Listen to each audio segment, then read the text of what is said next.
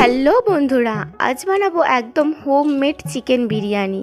তো সেরকম কিছুই না, প্রথমে একটি হাঁড়িতে পরিমাণ মতো জল দিয়ে জলটা গরম হতে বসিয়ে দিয়েছি। জলটা যখন গরম হয়ে আসবে তখন আমি কিছুটা সামান্য সাদা তেল দিয়েছি। তারপরে এই বিরিয়ানির চালটা আমি আধ ঘন্টার মতন ভিজিয়ে রেখে দিয়েছিলাম। এটা আমি একদম ফুটন্ত গরম জলে দিয়ে দেব।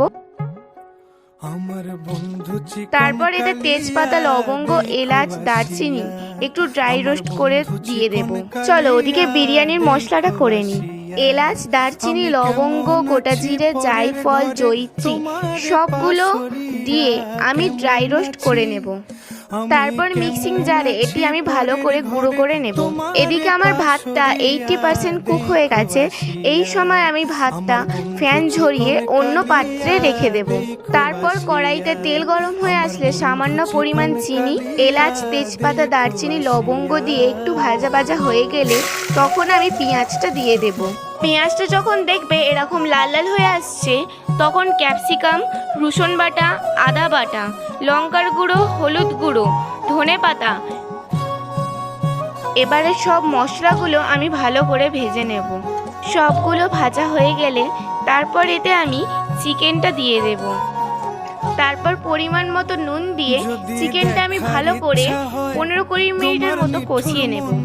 70 to 80% যখন চিকেনটা হয়ে যাবে তার মধ্যে আমি অ্যাড করব নারকেলের দুধ। নারকেলের দুধটা দিয়ে আমি আরও 15-20 মিনিটের মতন চিকেনটা হতে দেব।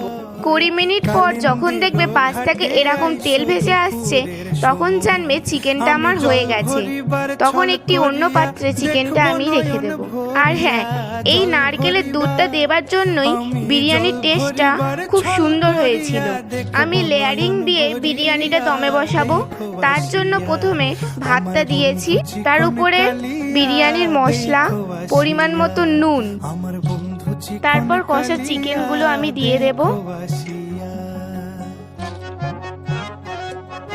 আবারও উপরে রাইস দিয়ে বিরিয়ানির মশলা, পরিমাণ মতো নুন, পরিমাণ মতো ঘি, চিকেন কষা, তারপর আলুটা আমি আগে থেকে সেদ্ধ করে ভেজে নিয়েছিলাম। আবারও উপরে রাইস দিয়ে বিরিয়ানি মশলা, বেরেস্তা, তারপরে দুধে কেওড়া জল, গোলাপ জল ও মিঠা আদর দিয়ে সবগুলো মিশিয়ে দিয়ে দিচ্ছি। হাঁড়ির ঢাকা দিয়ে মুখটা আমি আটা দিয়ে আটকে দিয়েছি যাতে স্টিমটা বাইরে না আসে। তারপরে এটা 30 মিনিটের মতো দমে বসিয়ে নিলে একদম রেডি হয়ে যাবে হোমমেড চিকেন বিরিয়ানি। দুর্দান্ত টেস্টি খেতে হয়েছিল। তোমরাও এইভাবে বাড়িতে বানিয়ে খেতে পারো।